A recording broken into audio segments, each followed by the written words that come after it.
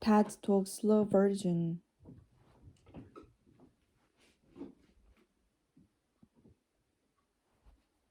It's often said that despite humanity's many conflicts, we all bleed the same blood.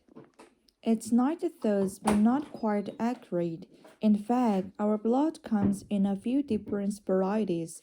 Our red blood cells contain a protein called hemoglobin that binds an oxygen, allowing the cells to transport it throughout the body. But they also have another kind of complex protein outside of the cell membranes.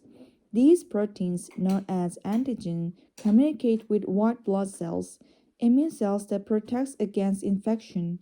Antigens serve as identifying markers, allowing the immune system to recognize your body's own cells without attacking them as foreign bodies. The two main kinds of antigens, A and B, determine your blood type.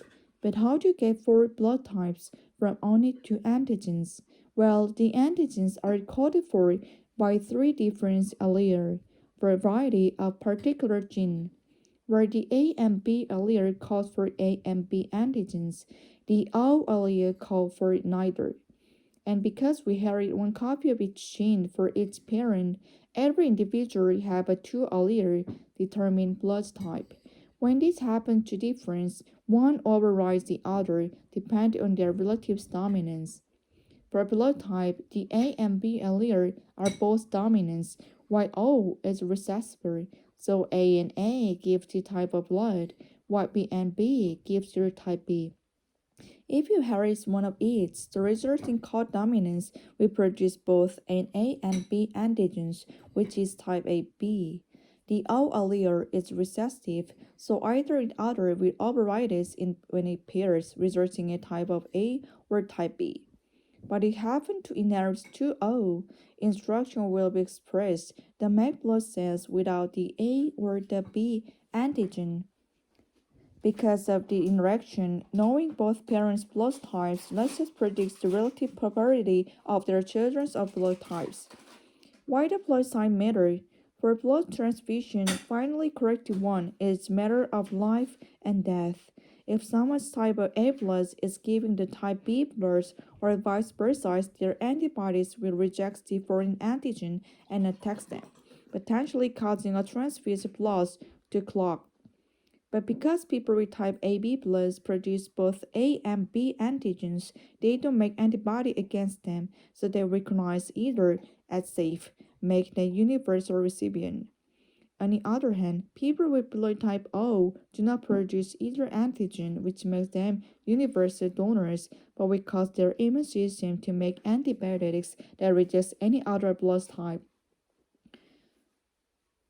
Unfortunately, matching donors and recipients is a bit more complicated due to additional antigen systems, particularly Rh factory, named after rhesus monkeys in which were first isolated.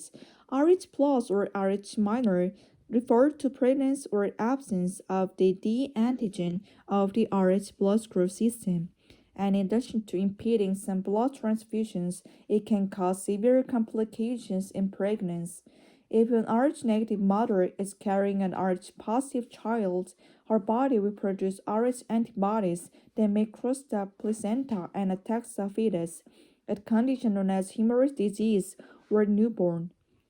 Some cultures believe blood type be associated with personality, but this is not suppressed by science, and though the proportion of different blood types vary different human populations, scientists are sure why they evolved, perhaps protection against bloodborne disease or due to random genetic drift. Finally, different species have different set of antigens. In fact, the four main blood types shared by us apes seems paltry in comparison to the 13 types found in dogs.